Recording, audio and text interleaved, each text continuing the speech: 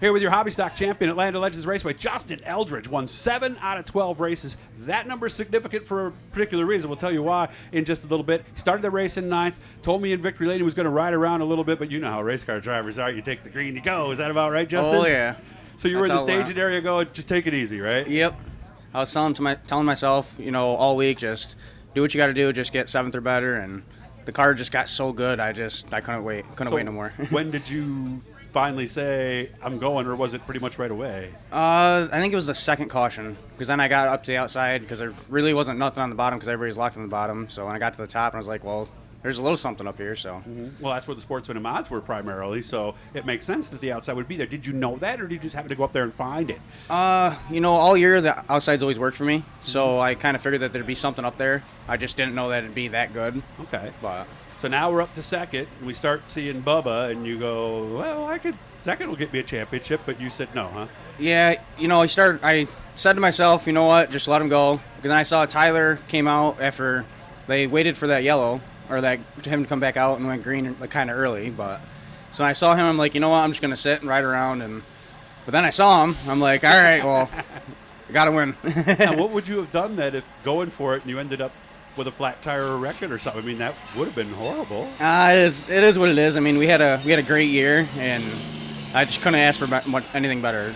And 7 out of 12 is what it ended up being here at Atlanta Legends. You told me you didn't even have that wins in your whole career up to this point. No, we started in 2018. My rookie year, I got 1 win at Outlaw, and then I got 2 the next year, and then I got 1 last year, and we got 7 this year. Or we got 4 this year at Outlaw, and then 7 here this year. 11 altogether. So 11 altogether. Wow. So where do you go from here?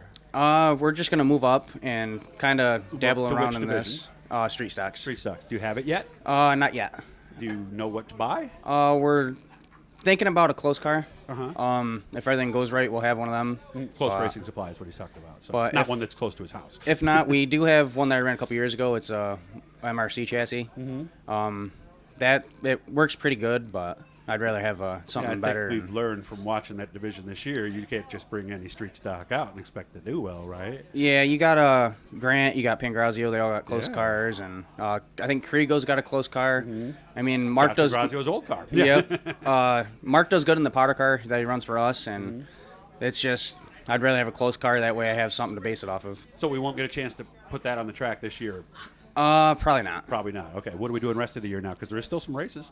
We're going to run the Full Fender Frenzy next week, and Here. then probably go down to Woodhull the 18th and see what we can do down there.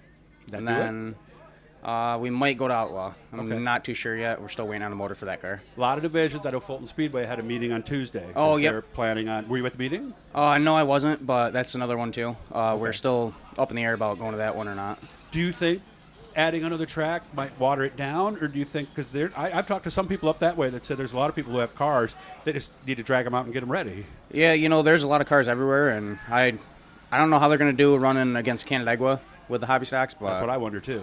But we'll see. This is about the only affordable form of racing left, because I mean I've heard numbers of $40,000 for a competitive street stock now, and I know you have too. Yeah, and before I got the hobby stock in 2018, I had a 4-cylinder front wheel drive, and I was going to put a brand new motor in it, and that ended up being the same cost as a race ready hobby stock. So that's what we went with. Stock.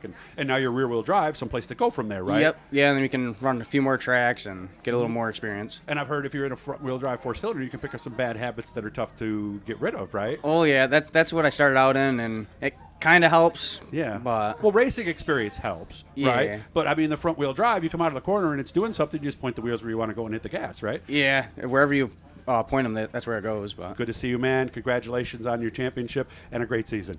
Thank you. Hit the Blue E, guys. Subscribe, and every time we're talking to somebody cool here, you guys will know about it.